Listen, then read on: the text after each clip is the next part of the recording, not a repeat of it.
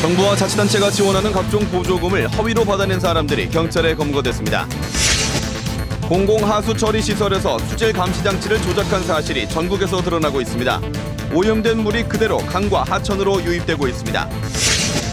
비소가 검출된 지하수를 식수로 사용해온 함안의 한 마을 주민 가운데 일부 주민 몸에서 일반인보다 높은 수준의 비소가 검출된 것으로 나타났습니다. 시공사 부도와 공사 중단 등 우여곡절이 많았던 마산 로보랜드 사업이 재개됐습니다.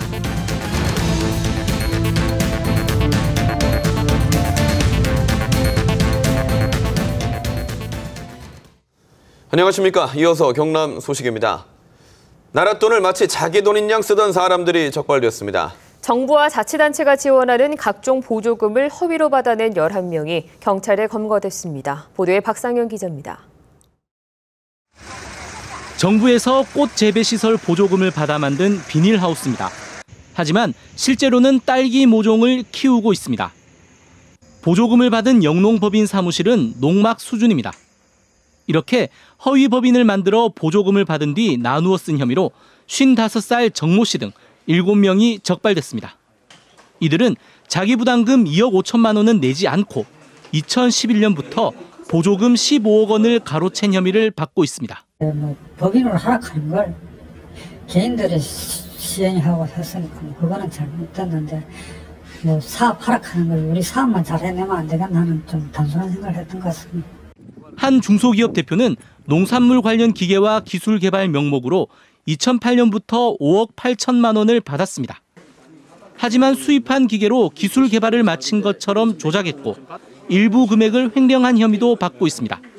나라 돈은 무조건 내가 신청해서 선정만 되면 받을 수 있는 돈이기 때문에 그 돈을 받기 위해서 이런 방법을 사용하면 된다라고만 아는 거지 이게 잘못됐다라는 생각은 오히려 더 안 하는 그런 인식이 더 문제라고 생각합니다.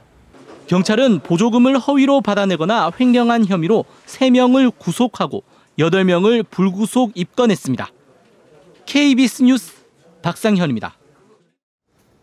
밀양 공공하수처리시설에서 수질 감시 장치를 조작한 것이 확인돼 환경당국이 수사에 나섰다는 소식 어제 전해드렸는데요.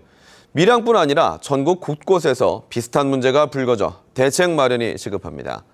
보도에 손원혁 기자입니다. 밀양 공공하수처리 시설에서 정화 처리한 물이 강으로 흘러듭니다. 방류수의 수질을 관리하기 위해 자동 측정 시스템을 마련했지만 무용지물이었습니다.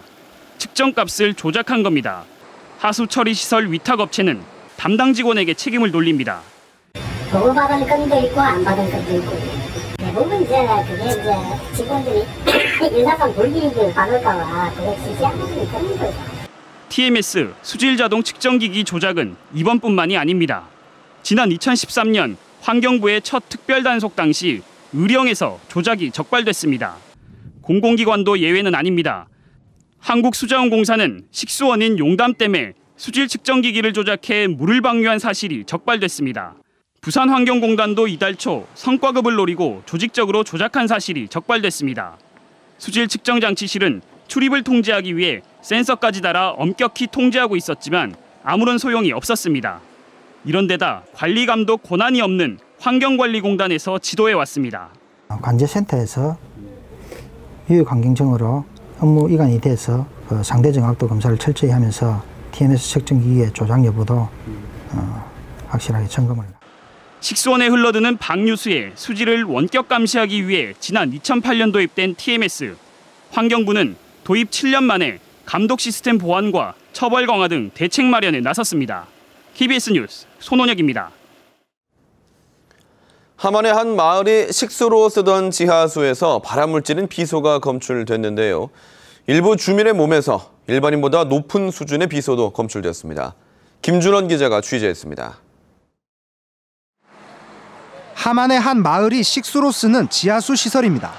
지난 5월 이곳에서는 발암물질인 비소가 수질 기준보다 10배 넘게 검출되는 등 지하수 5곳에서 비소가 나왔습니다. 주민 200여 명이 지난해 검사 이후 최장 1년 동안 비소에 노출됐습니다. 건강검진 결과 주민 2명에게서 국제 기준치를 초과한 비소가 나왔습니다. 나머지 주민들은 국제 기준치를 넘지는 않았지만 인체에 치명적인 무기비소 검출량이 주변 지역 주민과 비교해 어른은 2배, 어린이는 3배가 넘었습니다. 좋은 공기, 좋은 물, 자연과 함께 뛰어놀고 그런 마음에 애들을 시골에서 키우고 있는데 부모로서 자식한테 미안한 마음도 들고. 조사단은 마을 주변 지하 암석에 있던 비소가 지하수에 녹아든 것으로 보고 있습니다. 암석 속에 있던 비소 화합물들이 물에 용해되어서 지하수로 유치게 되게 됩니다. 일단은 그 주변에는 어느 곳에 파도 아마 비소가 나올 확률이 높습니다. 조사단은 주변 토양의 오염 정도와 농산물의 비소 검출 여부 등에 대한 최종 결과를 오는 12월 발표합니다. KBS 뉴스 김준원입니다. 시공사 부도와 공사 중단과 같은 우여곡절이 많았던 마산 로봇랜드 사업이 재개됐습니다. 4년 뒤인 2019년에 완공될 예정인데요. 남해안 해양관광의 판도를 바꿔놓고 창원시에는 균형 발전을 가져올 것으로 기대됩니다. 천윤수 기자가 보도합니다. 경상남도와 창원시 로봇랜드 재단은 대우건설 건설시험과 마산 로봇랜드 조성 협약을 체결했습니다. 총 사업비 7천억 원 가운데 민간 부문 4,300억 원을 대우건설 건설시험이 투자하기로 한 것입니다. 결실을 맺을 수 있도록 사업 참여자로서 최선을 다할 것을 약속드립니다. 로봇랜드는 구산 해안을 두르는 162만 제곱미터 면적에 로봇 테마파크와 호텔, 콘도, 골프타운 등이 들었습니다. 실시 협약은 도의회 승인을 받은 뒤 11월 공사에 들어가 2019년 완공 예정입니다. 로봇랜드는 20분 거리에 조성되는 로봇 산업화 단지인 비즈니스벨트와 시너지 효과를 내게 됩니다. 로봇 산업과도 연계되는 그런 핵심 사업이 될 것으로 생각을 하고 앞으로 마산 재생에 아주 핵심 역할을 할 것으로 기대합니다. 창원시는 바다를 통해 진해에서 옛 마산으로 연결되는 해양관광산업단지를 조성하게 됩니다. 명동 마리나 단지까지 이렇게 합하게 되면은 아마 우리나라에서 제일 훌륭한 그런 해양관광단지가 될 뿐만 아니라 마산 로봇랜드 조성 사업은 지난해 10월 민간 사업자인 울트라건설의 부도로 공정률 13%에서 중단됐습니다. 경상남도는 최소 운영수익 보장, MRG와 사업 중단 시 의무적 매수 청구권 등 민간 사업자인 대우 측의 유리한 조항은 배제했다고 설명했습니다. KBS 뉴스 전현수입니다. 축산농가에서는 가축 분뇨를 처리하는 것이 늘 골칫거리인데요. 지역의 한 대학이 가축 분뇨로 액체 비료를 만드는 기술을 개발해 관심을 끌고 있습니다. 보도에 황재락 기자입니다. 흑돼지 5,500마리를 사육하는 한 축산농가입니다. 이곳에서 발생하는 가축 분뇨는 매일 25톤가량. 지난 2012년부터 가축 분뇨 해양 투기가 금지된 이후 이를 처리하는 데 어려움이 적지 않습니다. 특히 비 오고 일이 흐린 날은 정말 주민 옆에 농가들한테도 미안하고 이 냄새가 제일 고민입니다. 경남과학기술대학교가 산학협동으로 개발한 가축 분뇨 액체 비료 제조 기술은 특허받은 분출구를 활용해 산소를 투입하는 것이 핵심입니다. 미생물을 넣지 않고도 15일에서 20일 정도 발효하면 가축 분뇨 악취가 대부분 사라진 액체 비료를 생산할 수 있습니다. 이젝트라는 새로운 부품을 도입해서 이 장치를 소음도 없고 악취도 없고 유지비 측면에서도 저감할 수 있는 그런 새로운 장치라고. 1년 동안 시범 운영 결과 기존 액체 비료 제조 기술과 비교하면 생산 기간은 3분의 1로 단축하면서 비용은 30% 이상 줄일 수 있습니다.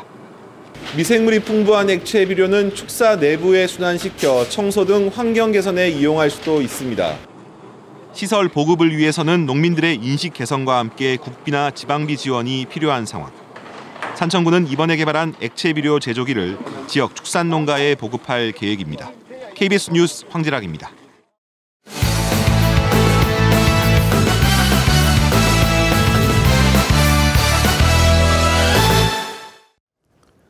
주요 단신입니다. 경남 남해안에서 동해안에 걸쳐 내려졌던 적조특보가 모두 해제됐습니다. 국립수산과학원은 최근 일주일 동안 경남 남해안과 동해안에 적조 생물이 관찰되지 않았고 수온도 내려가고 있어 적조주의보를 모두 해제한다고 밝혔습니다. 하지만 전남 남해안에는 아직도 적조가 관찰되는 해역이 있어 적조주의보와 경보를 유지한다고 덧붙였습니다.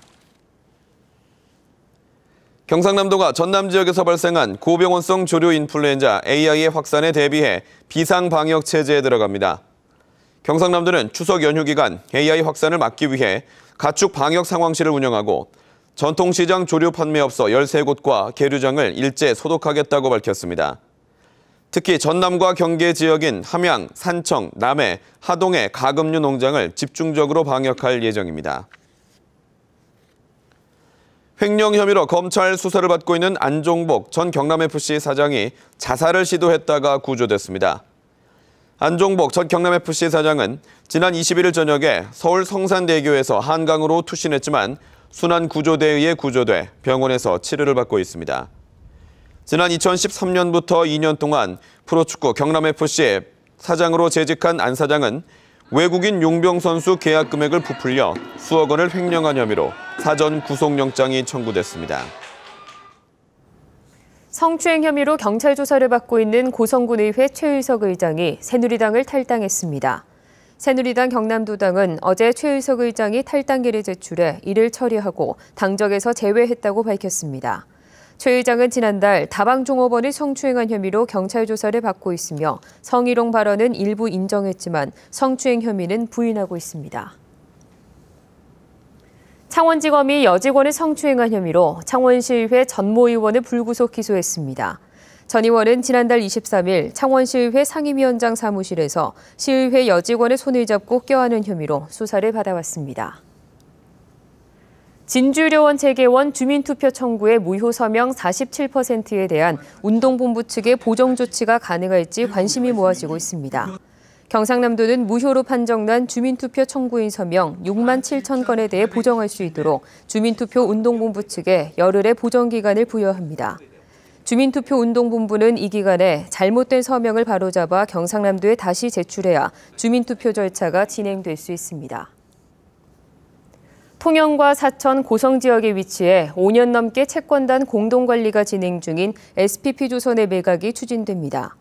SPP조선 주채권은행인 우리은행은 SPP조선의 매각주관사 선정을 위한 입찰 제안서를 다음 달 초쯤 발송하기로 했습니다.